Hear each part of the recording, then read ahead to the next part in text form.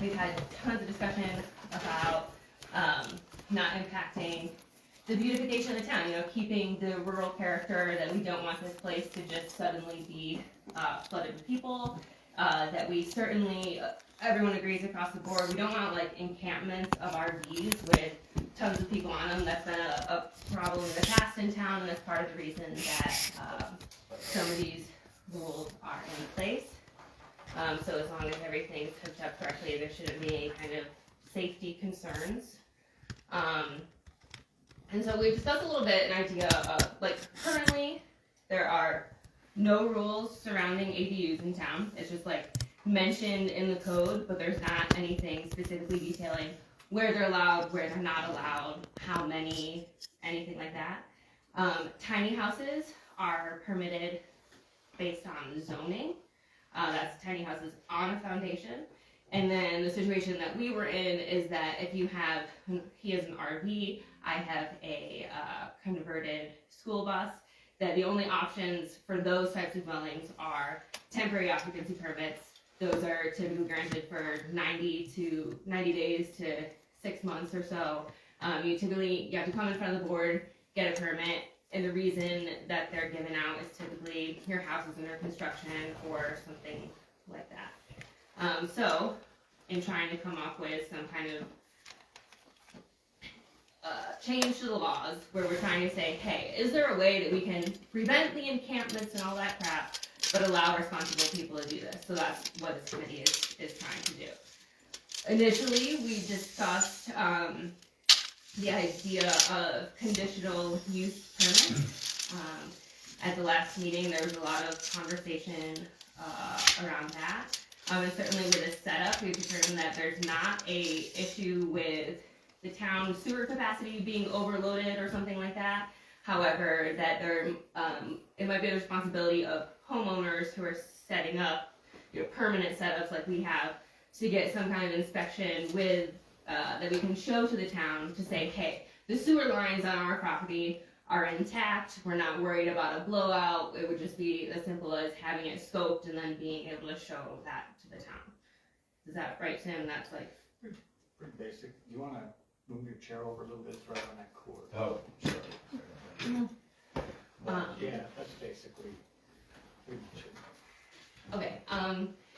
And so we can talk a little bit more about permits as we get into this, but I was hoping to just kind of present to you an idea that I had been thinking about, and then we can, it's a small group, go and discuss from there. So, looking at, these are the current zones in the town of Nucla. We've got the residential in tan, the developed subdivisions in the yellow, agriculture and undeveloped is the green, low density residential, pink, general commercial is brown. Hey JD, can I interrupt you for a second? Yep. Do you happen to know like the age of those zoning?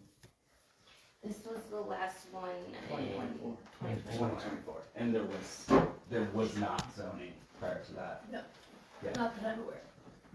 at all. Okay. Yeah, no zoning. Okay, so looking at the land use code right now, you'll see in the last line of the residential uses that tiny home is included in that. And because so much of our conversation surrounding the permissibility of RVs and things, the biggest concerns have been like impact to your neighbors, right? Like, you don't want to have people leaving trash out and have the property look like shit. You don't want to have noise be a problem and people out all over the place, and just like proximity to fence lines and with setbacks and things. We really want to make sure that we're not overloading the density or making things feel crowded. So my idea that I'm interested in exploring with you guys is saying, how can we classify RVs, buses, trailers, etc., lump them in or classify them with ADUs in some capacity, or accessory dwellings, and say, I thought we could maybe even classify it down to two different types. You could have a minor ADU and a major ADU. A minor might mean the buses, the RVs, the trailers, that type of thing. And a major would be like an apartment over a garage, like for your parents, or a studio built onto the side of a house, or a tiny home that's built on a foundation. Because there may be areas in town where you say, hey, like an ADU that's a garage or an apartment, it's accessible, but maybe somebody living in a trailer right there isn't. So if we go back to the map, I would say we would have maybe 3 different categories. One is zones where ADUs are allowed by right. One where ADUs are allowed by permit, and maybe some zones or areas where we're gonna say, hey, we don't want ADUs there. So again, looking at tiny homes as an example, we have them in residential, low density residential, the subdivisions, mixed use, which actually isn't reflected on the map, and agriculture and undeveloped. So, Jamie, just a quick question. Mm-hmm. On those different categories for the ADUs, you're including all types of ADUs into that. So, right, ADUs by right would include minor and major. ADUs by permit, minor and major. There's no split categories from there on out. I would say it depends on what people think, right? Like, I could envision, say, residential properties that are less than an acre. This is just an example. I don't know. You might say, hey, there we're going to allow major ADUs, but maybe we're not going to allow minor, right? And let me see, I have it sort of written out that we could look.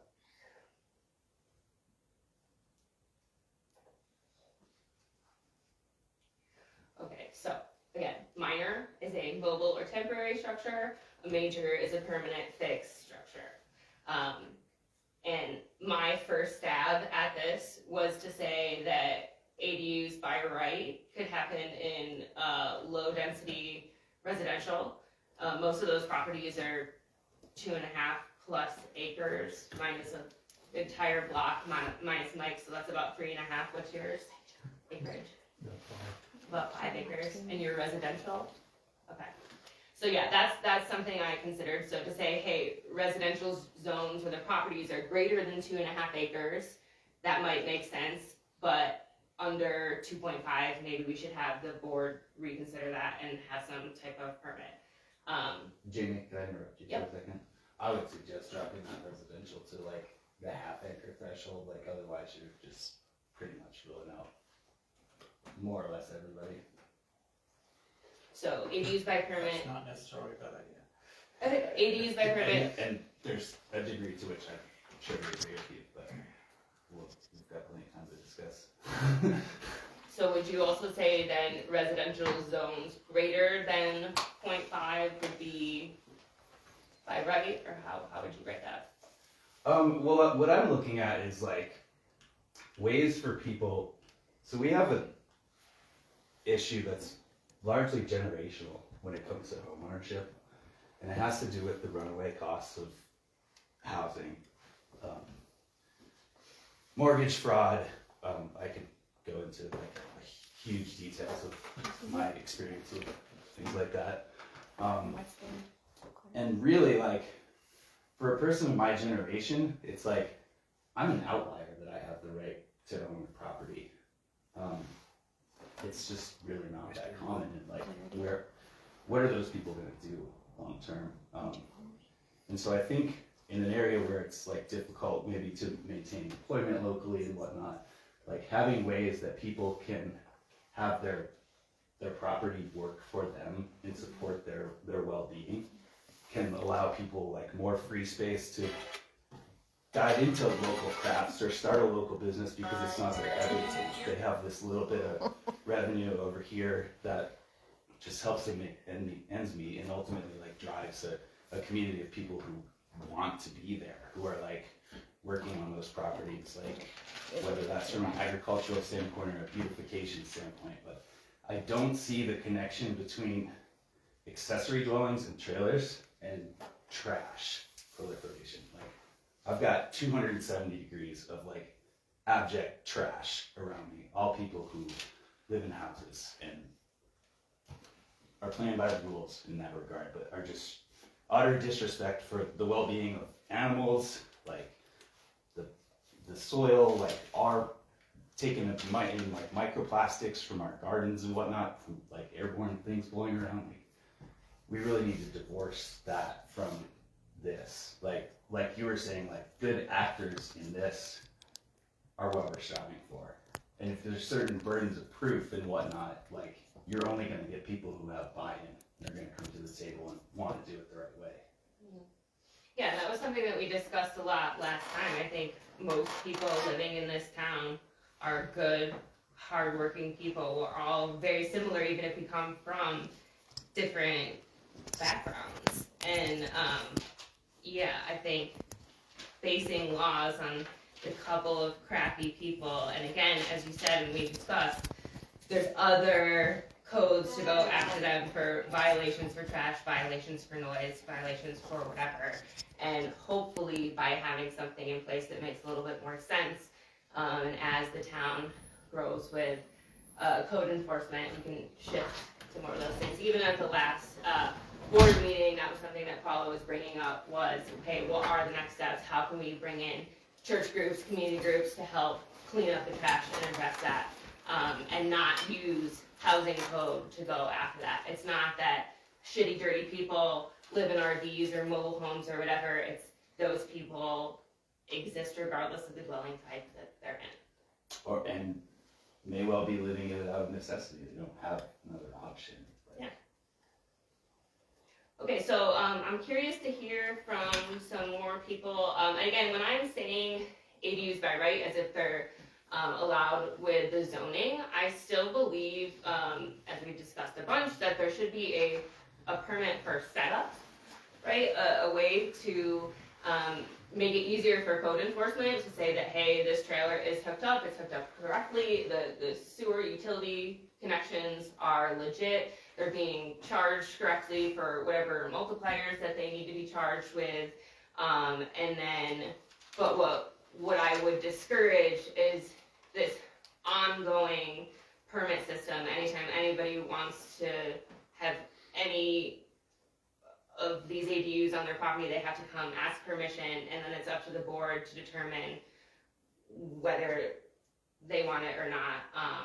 I think it's more important to have a solid plan in terms of, okay, if we're setting up a permit system, how many do we have? What are the parameters for getting a permit? What might prevent somebody from having one renewed? You know, how are we managing this? But specifically, how are we limiting? So again, looking at the zoning map, in the commercial and civic core, that's where right over here, the town approved with a variance and things before me of these tiny houses over here, right? That's separate from this, but what I'm getting at is there are tiny houses in the zone, correct? I think wasn't that a density variance, Tim? Somebody else help me remember. I don't think there was no zoning. It could have been prior to that. There was something though that we give a variance on for that. The tiny homes over here off of Fox. Yeah. I think you did a variance. I think you did a variance. We did too, but I Yeah. don't remember if it was density or if it had to do with utilities or something of that nature. So I guess just my question, generally, of the room, what do we think about in the commercial and civic core section?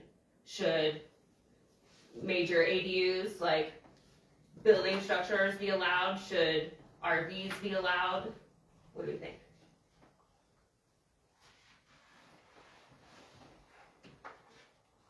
The commercial core.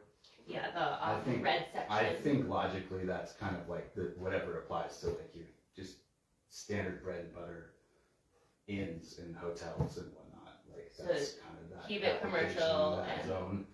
Yeah. Amy, what do you think about that? Yeah. I don't know, as long, well, my main thing is the water and the sewer. And I am looking at some other properties on Main Street to do some things. So I would like it to keep it open as possible for, me to do things. That's just me, but I mean, it's a need, so. The purpose of I the don't know. zoning started from that very thing right there, is a commercial district protecting our business community so that we have more opportunity to grow businesses here.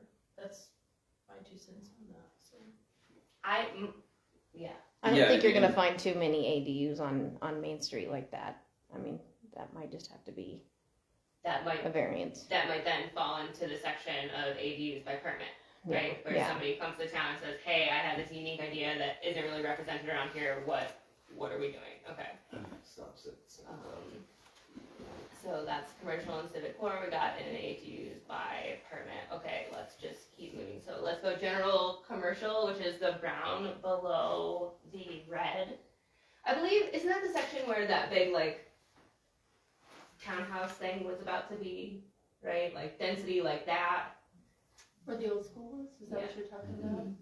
I'm trying to see what the cross street is. It's 7th. From 7th, yeah, to, It's the It's a the property, Main and then down below. Yeah, that's where down where Centerville Power The is. old schoolyard, all the way down. How many actual commercial buildings? It's probably 50-50 commercial and residential in that zone, right?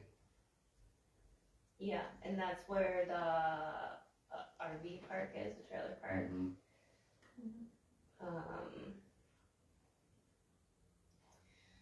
And just to recap too, there's still within the code a moratorium on new RV parks as well. So that's not necessarily part of this conversation or anything I feel needs to change as part of this discussion. Any strong thoughts about where we're leaning about what should be allowed? Should that should be a permitted section maybe? Kind of same thing of like, generally there's not an issue, but because it's right on the main street, maybe let's say that's permit.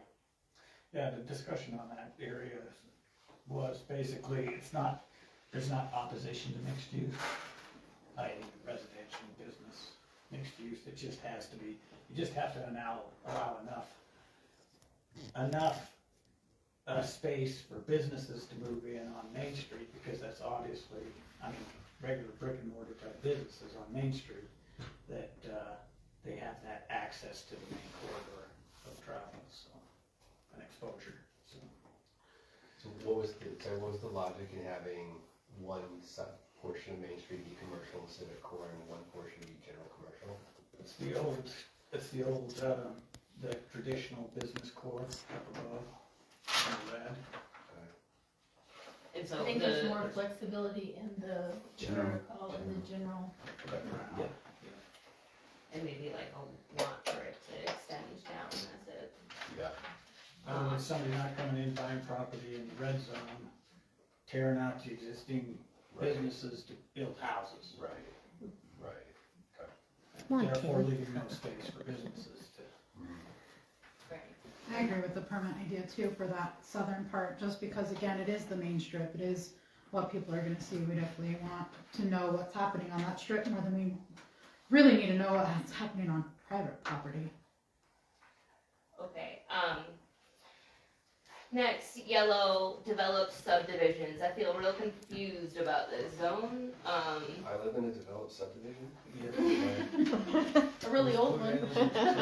Yeah, but But the extra stuff you bought in the back would just still be agricultural though, right? well, that's that whole big green or yellow in the back is where the farm is. And those are all like single houses built on like single lots, correct? Since it's a developed subdivision. That's the layout. Now, I personally haven't driven through there and counted the number of houses on each lot. It looks- Lot corners. It looks so. visually like that's a good representation of what's there, and I think that's the distinction, is that other residential, like, arguably can have like, I think like 5 times the density it currently has in it, based on like town lots. Number of lots and Exactly. lot. Yeah, like we were gonna go to Montrose County this year and ask for a change to tax to agriculture, 3 years of funding back there, and, Yeah. but, yeah. Interesting. So, any thoughts about this section? How do we feel? Major ADUs, minor ADUs? What are we thinking? I mean, the original, if you look at the definitions on the ADUs to begin with, it was basically the idea there was that you had someone who had their house, and then they set aside part of the house for a separate living arrangement, and that's what the ADU was set up as. I think the ADU is a kind of a definition that needs to be reviewed and revised if necessary, or a different definition for a different category put in, And that's where the tiny house comes in as a separate category. And then whether you look at a separate category for, say, a non-attached ADU to an existing dwelling, or a non-attached dwelling to an existing dwelling, like we're talking about for RV or whatnot, that would be, you could just make that a different definition and go from there. And the only, okay, I'm curious of your opinion about this. The thing that feels silly to me is that, imagine this situation. You have a foundation, and then you build a tiny house on it. And tiny houses are allowed by zone, right? Now let's say flood comes through, wipes away that tiny house. Still got the foundation there, you bring a tiny house on wheels, put it in that spot. You hook it up to utilities, you skirt it properly. It's treated totally different than if it were just built right on top of the foundation. And to me, that just seems silly. Like, if we're talking about safety, I don't feel like there are any violations with a tiny home being on wheels or not. And then especially, we've had a lot of discussions, or especially with other people in town, about RV parks. And so we have these conversations around like safety and security and stuff, but it's like, at an RV park, all year, it's hooked up, it's skirted, and it's just a fine dwelling for someone. What makes it not okay on private property? Well, the difference between a tiny home on wheels, essentially a trailer house, and a foundation-built one is the plumbing and the sewer are in the ground. They're built in specifically for that structure, sized to it, engineered to it. You have to permit it as such. Whereas if I bring in a tiny home on wheels, I can set it up and I can just poke a hole in the sewer line and dump my sewage down it, and there's been no engineering on it, there's been no design. And I'm not familiar, what is the setup with like mobile homes, like single wide trailers? They're plumbed in. Yeah, they have to be plumbed. But like the tiny home where it's just a pipe coming down and then it's skirted, right? They're plumbed in. They're engineered into the ground. I don't understand the difference. You have a I'm sorry. service line that's engineered in, the attachment to house, the water and the sewer are designed for your service line. Your service line is put in specifically for that. So, yeah, you're running the sewer codes, you're running everything else. Necessarily, you're not doing that with a mobile home or a mobile structure, not a mobile home, but a RV or anything else. If you're just hooking it up to an existing clean out, which is essentially what it is, it's just a pipe into the sewer, then that's a totally different animal. Feels like a small. Well, there's a structural integrity component to that, surely, that's preventing like a biohazard. But that said, Well, let's see and everything else, yes. it's a little bit of a, is it a red herring is the word I want to use, that when you factor that in the context of the reality of the integrity of our sewer system and the way that's dealt with when something comes apart and then there's just like sludge in a bucket that we dump behind the town barn. Really? Is that what you're doing? I've seen it done. It does get done. That doesn't mean it's what they should be doing. So, that's human waste disposed of on the surface is definitely a health. How does the town deal with the sewer breaks? The sewer breaks, the town cleans up their sewer breaks. If you have a service line sewer break, that's the homeowner's responsibility. Now, if the homeowner doesn't do a proper job, then I'm talking about town. Town has to clean it up. Okay. As a matter of fact, there are state regs. Okay. Beyond just what the town would want to do. Okay, and so, back to developed subdivisions.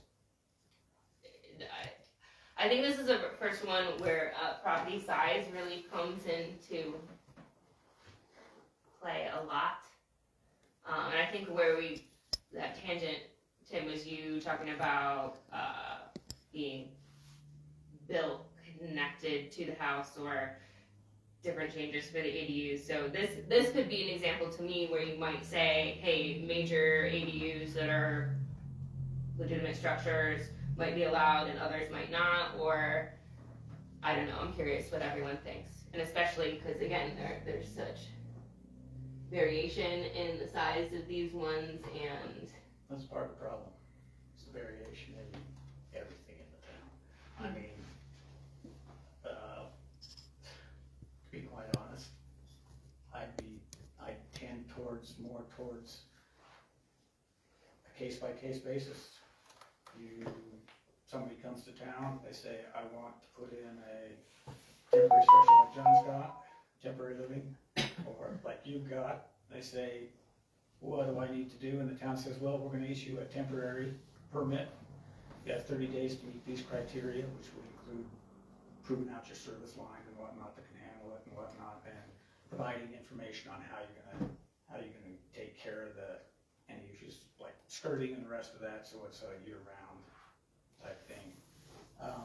And then the town issues you a conditional permit if you met your criteria, and you go from there.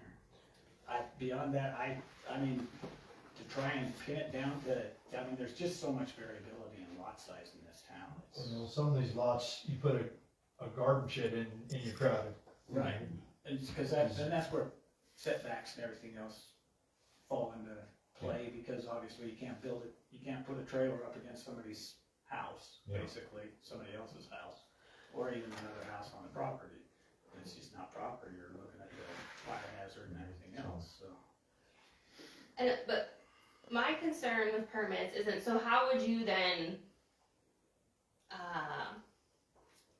how do you define, like what we just talked about is subjective, right? Each property is gonna be different, and then it's just up to the town board to determine if the density is too high, or the neighbors don't like that, or the reason that they wanna have this, like, is that stuff that comes into play? I worry that there can kind of be discrimination, or it can come to a point where the town can say, hey, we just don't want to add any of these more permits, we've already had enough people in trailers, we're done, right? And then what is the course of action for other people? How are renewals determined? Technically, that's always always the option of the town, to say no. If density becomes the major factor, right, then there's probably a math equation on density of lot size that could be applied equally across property, right? Like a percentage relative to the piece of the size of the property, something to that regard.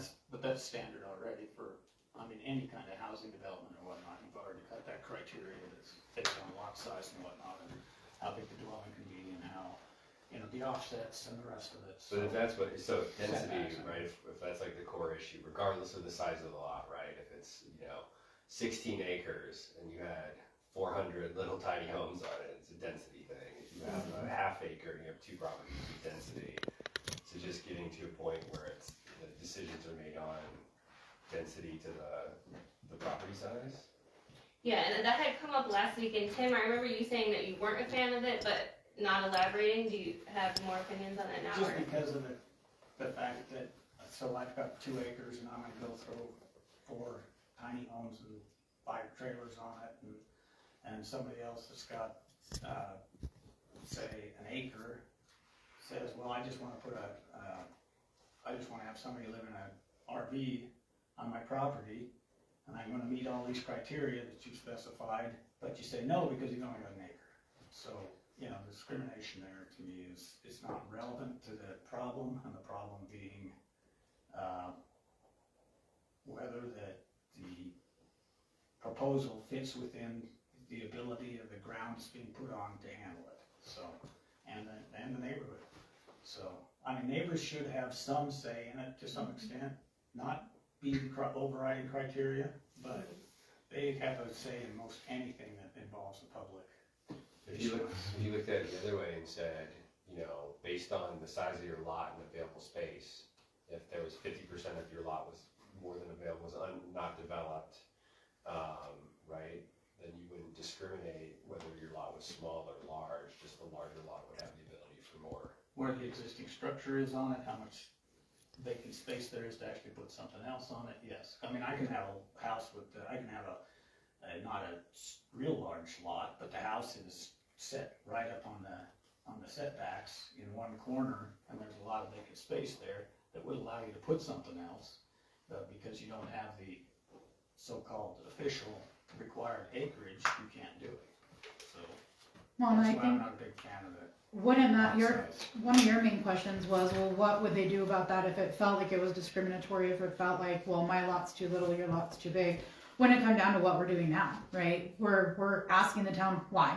Show me why, give me a new condition that I can meet to be able to do this. Like, that's why we're all here now, is that we are asking why and look how far we've come. Like, we've come to basically, like, the people who are speaking up, who are having these issues, who are getting the eviction notices, are getting that room to say, let's discuss and let's find that middle ground. So I think as much time as it takes the individual person to show up to meetings, to be at the town board, to write the request for the permit, to ask why and get those details, I think it comes down to that individual property owner standing up for themselves and saying, this is why I feel like I deserve and belong and should be able to do this thing. Please tell me why I can't. Specifically tell me why I can't. Specifically tell me what the main issue is. And I think that's what this comes down to, is splitting these little hairs that are starting to become finer and finer.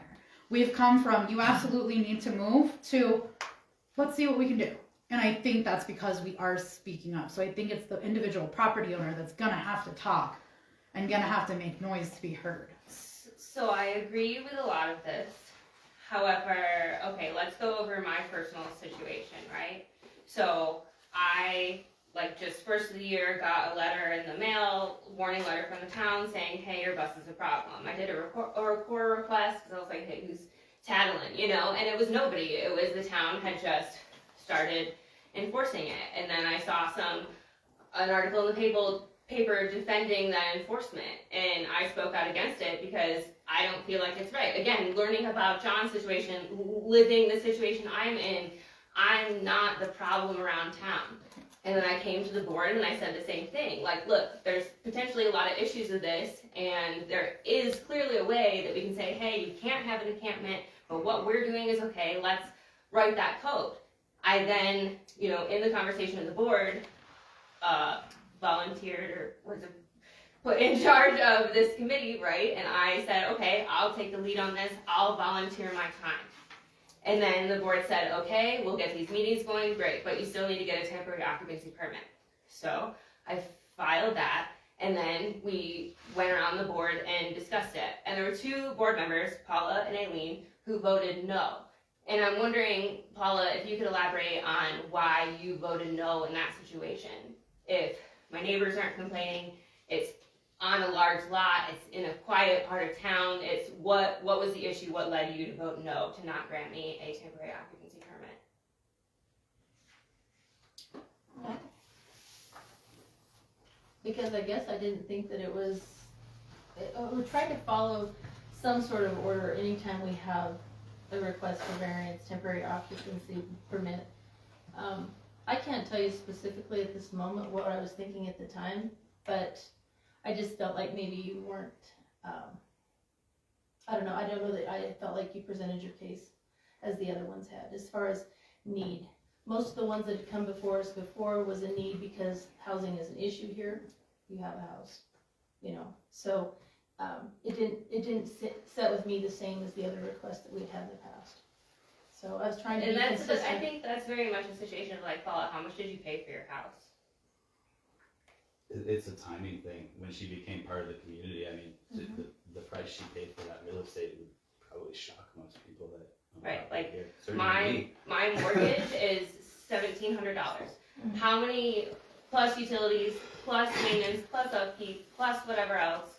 But that's not my business to ask you that. My business is to look at the permit that you put before us and the reasons why you need it.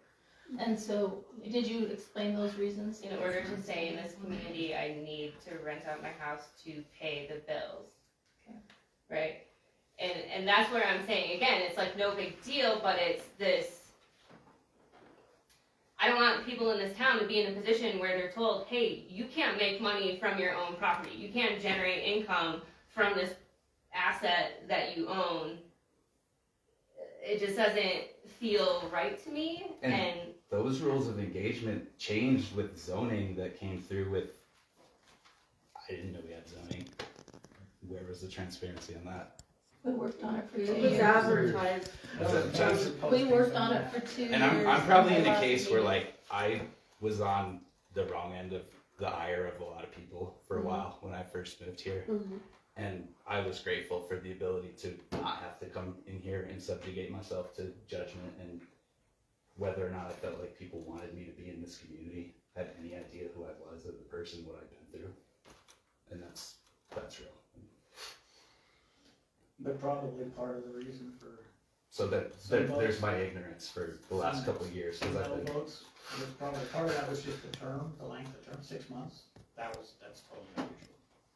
So, but see, that's why I've heard something different every time. At that meeting, 90 days is typical, 6 months, I mean, no, it's usually, generally, it's like John's, his has been extended, how many times? Once. So a lot of times it gets extended, but it's usually a shorter term to begin with, and then, okay, you come back and say what's going on, and the town looks at it and says, okay, well, yes or no. I mean, there are some people who have actually abused it seriously, and, so that's probably part of the reason for the no, I would guess. So that's where the town enforcement does need to prioritize, is those that take it too far. So is there some type of maybe indefinite permit that can be granted for situational causes, right? Again, she is renting out her home so that she can actually pay her bills. She's not hurting anybody by doing that. In fact, she's bringing a little bit of business to town. She's not overwhelming. She doesn't have a 12-bedroom house that she's filling with 600 people. Like it's a one family home that are coming to rent it out for a time. They're not taking over. They're coming to bring business, right? With my dad's situation, honestly, as soon as Cindy and Monty pass along to the next realm of this world, he'll be moving into that house. That's indefinite. You know, we don't know when that's going to be. So for situational That was costs, just said.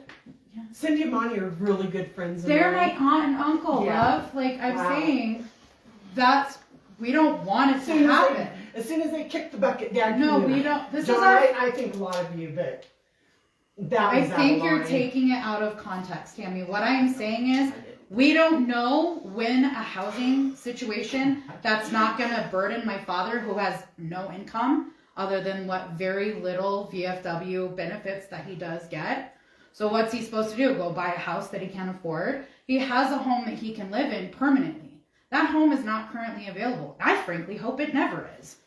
But I know that that's not going to happen. That's not a realistic idea. So an indefinite permit opens it up to saying when the next situation arises, when the next housing availability comes, he will have that residence. When she can live in her home because she doesn't need to make money from people renting it anymore, she can move back into her home and maybe rent out the bus because maybe that's what people want to do. It's cool, the one at Camp V is awesome. But in an indefinite situation where as long as the town is coming by or someone is being responsible for saying, nope, the property looks okay, we're not having a bunch of party people, nobody's issuing complaints, what needs to change? What are we harming? Why can't we just have it indefinite? And then the time comes where if they're taking advantage of it, we say, no, you're done now. We're revoking this permit because you've broken the terms of the agreement that are conditional to set up in the first place, right? You said 30 days to do the setup. I love that. Temporary to set up, that's what the conditional, and that's, you were the first one to mention conditional use Right. permit. That is what you're talking about as being basically a semi-permanent type thing. Right, exactly. So again, all those conditions are being met, but it's revoked the minute that those conditions are stopped being met. The minute sewage is being dumped on the ground, the minute the proper electrical and sewer hookups aren't being done, the minute you leave your trash out in front of your yard, that permit's released because you broke the rules that conditional for that indefinite agreement, right?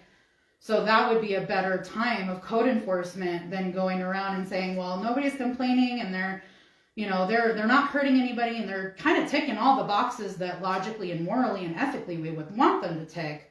Let's enforce instead upon the people who are damaging the property, who are damaging the community. And it's just a better way to spend town enforcement.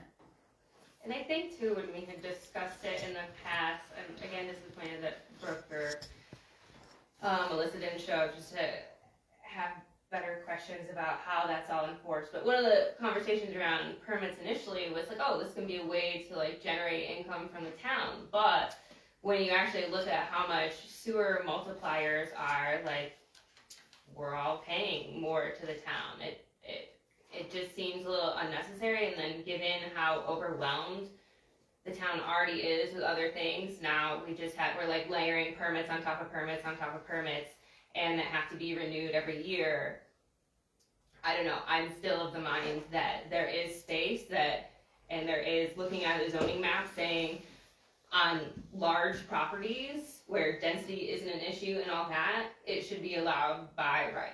And maybe there are properties in town where we say that, hey, because they're in a commercial zone or whatever, maybe we don't want to put any bans on certain properties, it's just permits in those situations, but I think there's absolutely room for things to happen by right. Like you're saying, you have a permit to set it up, maybe like you said, you have that temporary occupancy permit while you go through the process of like making sure that it's safe and it's legit and it's good, but then after that, why come in every year? You wouldn't have to, with the conditional use permit, you just issue a permit to carry on.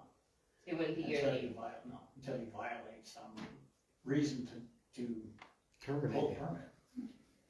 Yeah, and you're avoiding people coming in and basically It would be pleading a- the it same would be a- case yeah, it would be an that unlimited you've permit heard at and that point. they're So good. you've met all the criteria the town's worried about, so. And that's huge in terms of like the psyche of an individual, like not knowing what's the answer gonna be in 3 weeks. Right, well, the town board That's- changes and they suddenly decide that we're just not gonna do this Right. anymore. Well, that's always possible, so there's nothing I can help you. And everybody's devoid of personal biases and NIMBYism, myself included. Okay. Anything else from any new people? Any things we haven't covered? Any thoughts we're thinking more on? Where are we at? Paula, you've been quiet. Listening. What are your I've thoughts? had several calls and I've had people come by my house because they did listen to the live feed last time. Mhm. They're not in favor of changing the code. Mhm. Some of them, I've asked questions as to why. Some of them have concerns about devaluing their property if this is going on next to them, around them. Safety, health and safety issues, some things that we've already discussed in here, so. And I can echo that, I've had the same, a lot of people come and talk to me after they watched your feed. There are just as many of you that are for it, there are just as many against. Yeah, and this is something that I've been struggling a lot with, that I've had a different experience with town board, right? It's like, I wasn't super involved, yeah, that's on me, not coming to meetings or whatever. I get a warning letter, and then I've come to most town board meetings this year, every other week, right? Then in having discussions week after week about this, it's, hey, you have to show up, you have to voice your opinion, let's have a new committee. Then we have the new committee, right? Last week, we're sitting here around this table, we're talking about the values of the town, and then we're told, oh, but that's not this committee. If you want to be contributing to having conversations about values in this town, you need to go to this other meeting, there's going to be tacos, it's going to be great, you got to go to that one, then you can contribute. When I started the committee, I emailed the town board and said, hey, can you guys clarify me, like, we're trying to come up with code changes. I really want to make sure that I understand what the problem is, like, can you just articulate, like, what is beginnings of the conversations, right? I sent out an email to the board, I got no response. At the next meeting, I was told by Tim that that's not how it works, that these discussions happen in public. You have to come up, you have to make public comments, you have to have discourse with the community, you have to talk to people who have different perspectives than you, you have to talk to people who have been affected by these things, right? And like, that's what I'm doing, that's what these guys are doing. And so I can appreciate you saying that there's opposition and people voicing that to you, and that's great, but like, do those people not have to follow the same avenue that I do? They have to come to meetings, they have to show up, they have to stand up and say, hi, this is my name, this is what I believe. Like, that's what's being asked of us, right? So, again, and it still feels like you're just saying, oh, well, we don't want that. Like, it's going to devalue our properties. Well, probably not, right? Like, if you have more housing in town, we'll have a better economy and the value of your property will increase. Like, we can debate all these things. But I think a lot of the concerns coming up are feelings and not facts, and valid concerns to discuss, but a lot of what we have been discussing addresses all of those things. And right now, John and I are examples of collateral damage. Like, you might not nail it the first time, you might have some people that are negatively impacted. We are experiencing that, and us and many others have said, hey, we just need to like course correct a little bit. We're not trying to have RVs everywhere. If I hear that one more, oh, we don't want RVs all over town. Like, how many people in this room don't want to put an RV on their property right now? I don't think you do. I don't think you do. I don't think you guys do, right? So you already proved it. It's not going to be everybody doing it. It's going to be a couple people who are seeking permission to be left alone. That's it. Yeah, because if I thought it was otherwise, I wouldn't even be here. So, I mean, let's face it, that's the, but as far as the Valley property, and that, I've heard that so many times. I used to live in a neighborhood in Arvada that had high values in that neighborhood area, multi-million-dollar houses versus $60,000 to $70,000 houses at that time, and there was never any problem with people selling property. And it's Well, an don't tell the accessory messenger dwelling just unit. because Oh, I'm no, I know. relaying what I've been told, you know, so. An accessory dwelling unit arguably enhances your property value. And I think it's an opportunity to have some like sane and like modest development within things that brings revenue to the town from a permitting process. And if I were to build an ADU next to my current mobile residence in some proximity, it would have to stand up to code of the current era. Yeah, and as such would be a reliable and stout and safe structure within the community. And I think like when you scale things down to like the idea of like building a house, bootstrapping it yourself, like all DIY is like pretty overwhelming in this situation we find ourselves in here. But maybe something 800 square feet isn't. I think it's a little bit of an equalizer, and it's a way for people of not generational wealth to leverage what they do have in a tasteful way. With at the base. I guarantee you, one of the only reasons we're even talking about this is because housing is such an issue. Right. Otherwise, the town wouldn't be. We know there are people in need of housing. So. Yeah, and I mean, tons of my friends that aren't as privy to real estate prices and opportunities and on it. Like, I have a lot of friends that would never own property, and it's not for lack of intelligence. It's just poor timing. Not work ethic. The other day, he goes, well, maybe I ought to buy a house. And I looked at her and says, how in the hell are you going to do that? And everybody talks about renting, but homeownership with a huge mortgage is arguably way more expensive, and you care too. So that's why all the people rent these days. So yeah. they've done the math in their own heads as far as their own personal abilities and capabilities. So.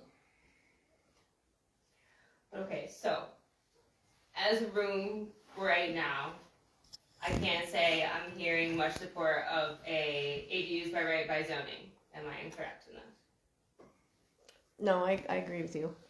There definitely needs to be some guidelines, and the town, just can't pick winners and losers. So having the guidelines and the parameters set, I think would be a really good thing.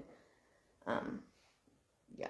No, I like what you did. So for next time, working to define what those parameters are, as in, what are all the requirements to have it set up in terms of your property size, in terms of hookups, all of that. Reasoning. For the temporary occupancy permit, you have to have a reason.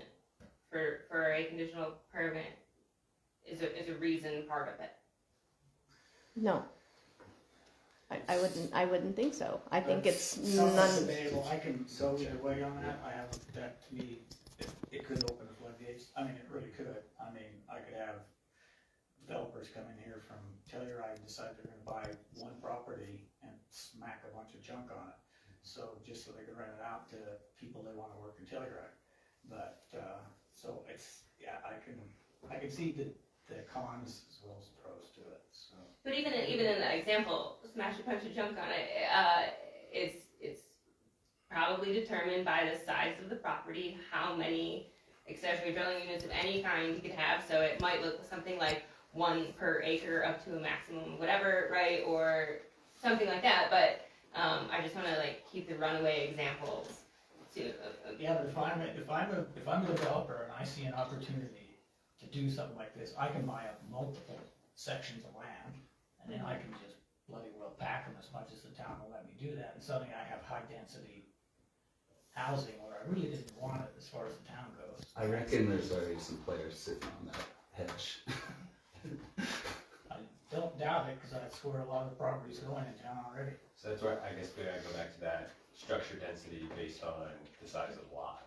So based on the size of the lot, not based on zoning. The zoning to me feels mixed bag, cause low density residential and developed subdivisions all feel very similar to me. I think you're an outlier in that neighborhood.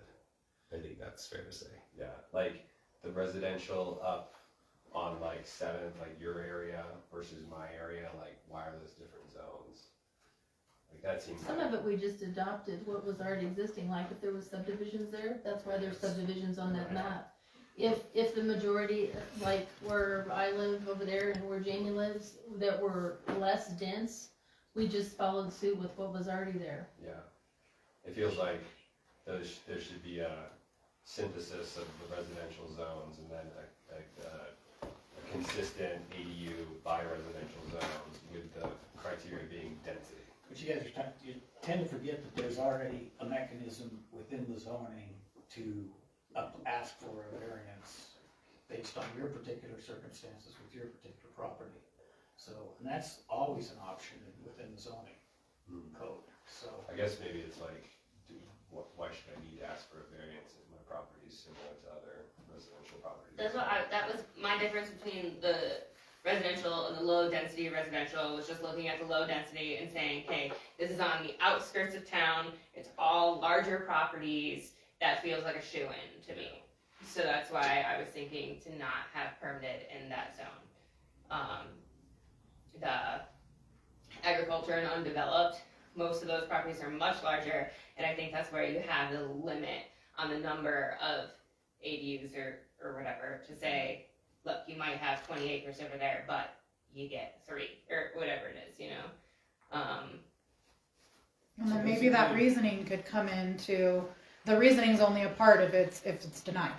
If the town says, no, we don't wanna allow you that variance or that conditional use permit, then you can say, but this is why I need it. And then that could maybe be taken into consideration. So maybe the reasoning is not required to ask, but if appealed, then that would be something where that reasoning comes into play. And I don't know if that's going too far at this point. But to some extent, you guys are just sitting here and saying, well, you just didn't have any zoning.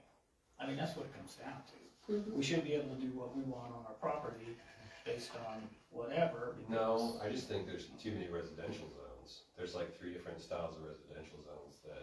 Oh, but the reasoning there is because of the very nature of this community to begin with. Yeah. You want more open space. That's why I think there needs to be guidelines and not reasoning. It's, That's what's going on in my personal life to have that need is none of your business. And I don't want to sit here and air it out, the reasoning why I need another unit on my property to the town board. It needs to That be just needs to be guidelines. Yeah, I This don't board wanna and make the it- next I don't board wanna and the make it next board subjective in can that just look case. at and go, here it is. Yeah. In that sense, no. That's been my concern, and I voiced it last time, is how do we do this? And those guidelines that Amy's talking about have to be in place to make it fair. You can't always come with something and expect this board's gonna do it this way, then in 5 years, the board's gonna look totally different, and in 5 years, it's gonna look totally different. It needs to be fairly cut and dried so that we can be fair to all citizens and not just, hear the reasoning, which we do hear the reasonings too, as to why this situation is needed.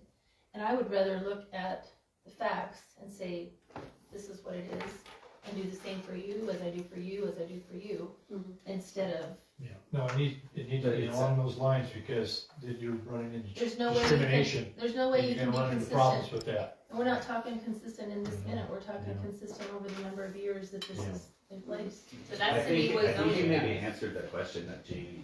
Pardon? Jamie put you on the spot a bit before and asked you a question about why you voted a certain way. Yeah. And you're asking for subjectivity, and what you're saying is that what you said was that she didn't make her case, and you felt like maybe John, in contrast to John, like needed it, and you thought she didn't need this. And everything That's- I don't like to be put in that spot to make that choice, honestly, I'd like it to be pretty cut and dried. So that's why I was advocating for zoning. That's why I'm saying, like, not having a permit to say, hey, can a representative from the town come look at this and make sure it's set up correctly and it's safe and everything.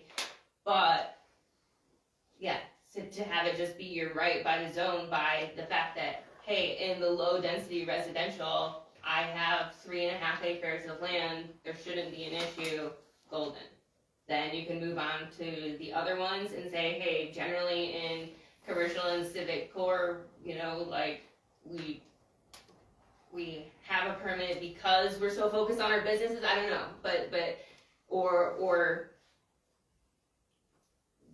within the residential, that's where you have the size of the property. So with it, whether it's the developed subdivision or the other residential, over half acre or whatever is agreed upon, that's just a given. Most of the residential is under that and we need to go for a permit, but again, I think that's good for you to bring up. I think I'm hearing more agreement or understanding of like what can happen with permits. And again, the town seems overwhelmed and I'm worried that we're just creating this bureaucracy that's just gonna grow and like, I don't know how everyone feels about that. I just see that happening in government, and so. I don't think there should be any flexibility in the structure of it once we get it nailed down. Yeah. Because from the sounds of what some people have said, if we end up with too much flexibility, we're gonna be in this situation again. It doesn't fit me, this code doesn't fit me, let's build a committee and let's change it again. We can't do that. Well, This committee needs to change it and it needs to be done. Yeah, and that's even part of how we got here, is that in the original coding for temporary occupancy permits, there's a thing in there that says that the board isn't allowed to create any variance. And to me, that's, at times that seems kind of crazy, and then it brings us right back to the same subjective conversation, right? Like, I understand why something like that is in place, that's saying, hey, for most people, for most times, these are gonna work. Here's somebody trying to do something exceptional, let's support them as a town. I don't know, how do you feel about that as a variance? I think once it's in the code and it's in the structure, it needs to be held up. And what do you? Because otherwise it's just gonna be people, oh, hey, this isn't fair to me. Well, that's why it's a code, sorry, life's not fair. Yeah. So maybe like, I'm just kind of stuck on this whole, like, I just don't think the zoning, the representation of our zoning style it reflects what we're trying to accomplish. So is it, you just gotta pair the zone with the size. So if you were to say ADUs by right would be low density residential, agriculture and undeveloped, but also developed subdivision or residential lots, and then you throw the acreage requirement on it too. Because again, That's what I'm proposing. Yeah, but right now, okay, sorry, I have a note that says ADUs by permit would have developed subdivisions and residential lots. So I think I had originally written, that was where I was playing around with the numbers to say like, what's the cutoff of like where you should have to ask and where it's too much or not, you know, and it came up early as a half acre, 2.5 acres is like a larger residential. I'm not in the density of town, so I don't really have a strong opinion on the size of the property limitation, but, Yeah, so like, just anything that was residential. so you're just saying to clean it up, that there shouldn't be discrepancies based on the size within the same zone. Right, it's like any residential zone would all be under the right, and then the layer on that is the size. So that you can, like, you get out of the issues, where, like, if density is the issue, like a 2.5 acre developed subdivision that has like an acre on the half in the back should not have to come for a permit versus 2.5 residential in just a low density residential. They're both residential, they're both on a large lot. So just make it more about all residential has the right, but then it gets down to the lot size, right? That on right doesn't excuse you from getting a permit, because the permit details what you're supposed to do to meet the criteria the town has for setting that up. And Per code. Meeting setbacks, Right. meeting, making sure that you're conform to fire code and sanitary. So there's gonna be a permit in there someplace. And all of that is true for the tiny house as well, right? The tiny house that is included in the zoning, you need to get a permit to set that up, it's exactly the same. Essentially. And so you might call it the RV setup permit, you might make a new thing, but yeah. Any scenario where you're setting up an RV or trailer or bus or whatever, you would have some kind of setup building inspection type permit, right? And that's where I said the temporary first, that tells you what you have to do to meet, and then you come and you get that, then you get the conditional type permit, that's the long-term permanent type thing. And the other thing you have to watch out for is change in ownership, so.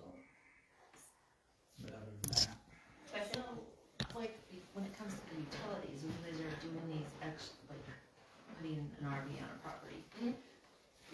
Like utilities, you're just hooking into the utilities that are on the property? So the way that actually it- getting like your own electric, your own? So the way that it works right now is that the town charges a multiplier if there are multiple sewer connections on a property. So my line, for example, it's like at my house, goes through my yard, goes through my neighbor's yard, connects all the way down there. So I punch into that, now I have 2 dwellings on one, so I pay my normal sewer fee and then I pay more on top of that.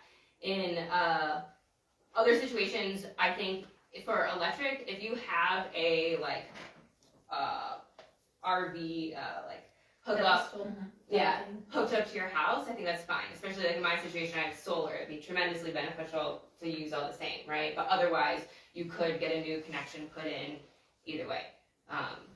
But that's standard. That's already the code. That's not anything we would change. Does that answer your question? Yeah, because I was just thinking like, you know, if in your permitting and looking at to make sure that the service, like electricity that you have, It's not an extension enough cord. power there, like you Yeah. have a 100 amp service, you have a 200 amp Exactly. service, and also you have 3 people in a row that are plugging in big RVs, Yeah. and you're tasking all that, and you're causing this transformer to brown out your neighbors because nobody was aware that all this extra load was coming on, like, Yeah. I just was curious. So that's why we're saying to have an inspection for setup, no matter what, someone from the town will come and look at it. If you have to coordinate with the electric company to put in a new supply, absolutely, but the town will also be involved in that, so it's not something that someone could just like run an extension cord or the things that we've been talking about. Yeah, you have up to, you can't be running a 100-foot extension cord across your RV, you're heating the cord and cause possible, you know, I've started up fires this last year. So, yeah, so you gotta be safe about what you're doing. Okay, so we are just passing 7 o'clock. I want to be mindful of everyone's time like, I started putting together, like a draft ordinance, but I think after this conversation, maybe revisit with some of the things that we've talked about today, but I feel this time a tremendous amount of progress that we're inching towards the same page a little bit more, and I think getting somewhere. So biggest thing on my to-do and for everyone else to think about too is like defining those parameters of the permits, right? What is required of homeowners? What are the limitations that the town has or would put on them? Really thinking through, how do we undo this if somebody is shitty, right? How do we keep it going and have it be not burdensome to the town? All these little things to think about, and then, everybody think a little bit harder too, now that we've had our opportunity to wrap our brains around zoning and sizing, and roll it around and let me know if you have new developments as you continue to think. I would say not ready to propose an ordinance in front of the town thus far. If we want to regroup in a couple of weeks. I don't have everyone's email, so if you want drafts or anything of what we're working on or thinking about, let me know and I'll make sure that you get that, or invitations on Google. Whatever works. Any input here for 2 weeks from now would be the week of May 5th. Any input on meeting time? Do we stick with Tuesdays at 6? Do we have any conflicts? Do we have any other? The middle school and high school award ceremonies are gonna be at 6 p.m. on the Tuesday the 6th. Yeah. So there may be a lot of families unavailable that evening. Okay, what's the other best day that week? Anybody got any preferences? Wednesday, Thursday. You bringing cervezas on Monday? Is it a good Monday? We're not gonna have tacos, we're gonna have margaritas. We got, the following Tuesday, 13th, and that's just before the next town meeting.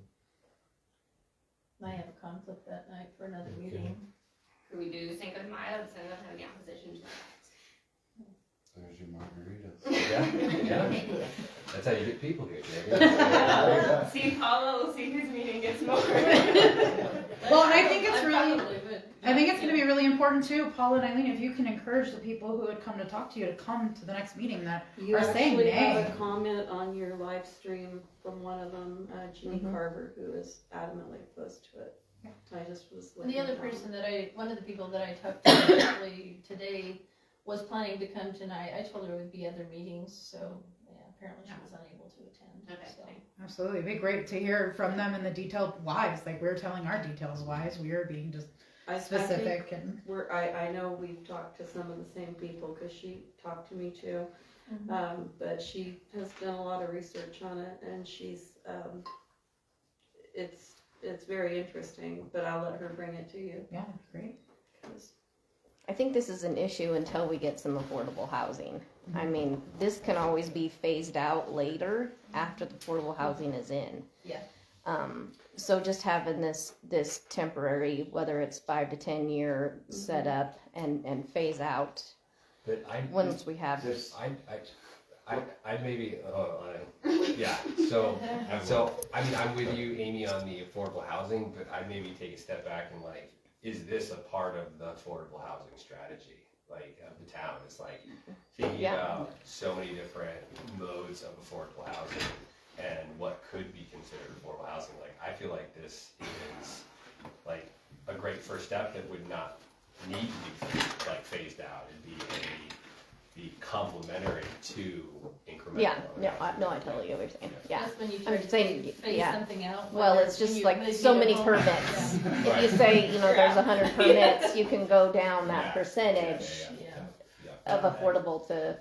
Quite frankly, the affordable housing thing is gonna be a real bear, because let's face it, everybody that sits in east of us looks over here for affordable housing right now, and their affordability is way higher Way than higher around than here. ours. So they come in and they bump the property prices up, so your affordable housing is out the window unless you have some kind of intervention otherwise and this is part of it. Yeah. If we can do this and make it work.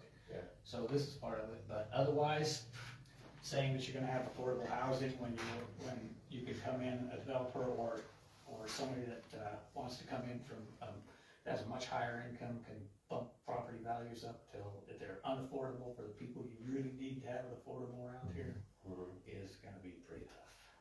Yeah, two things. I mean, I want to reiterate too, like affordable housing is largely a racket. Like especially if you pigeonhole people with deed restrictions, they've all of a sudden lost all the advantages of owning real estate. To some extent, again, your developers come in and they know those affordable housing guidelines. And they know those price so points. Okay, 1 or 2 years and then we just do what we want. And So we bump past the requirements, the initial requirements, and then we raise it to whatever we want at that point, so.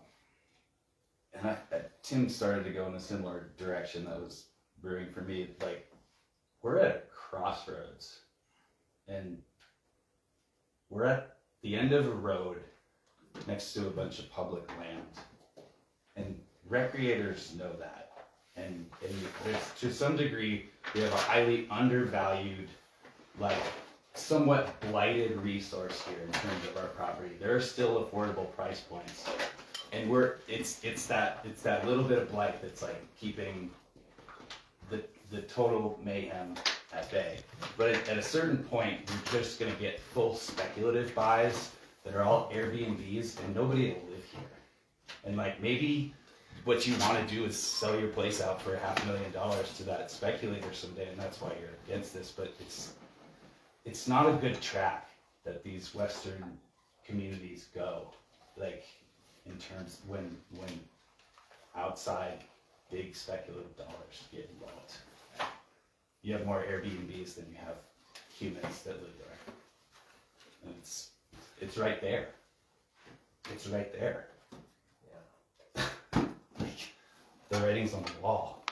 So we gotta do something that's different. We gotta do something that's like a little bit revolutionary and stop that like runaway speculative I own all this like game. It's just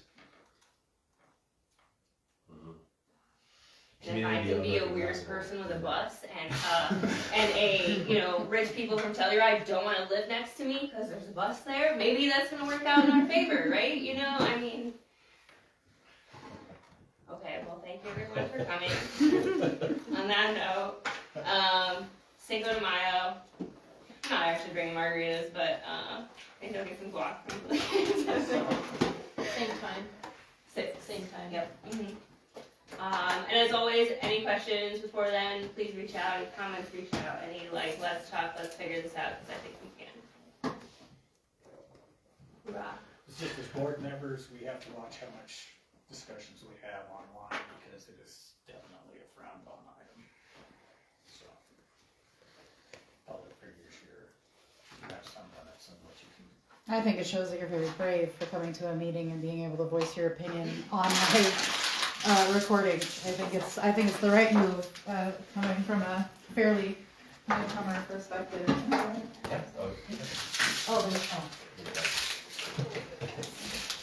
yeah, thank you for what you did share.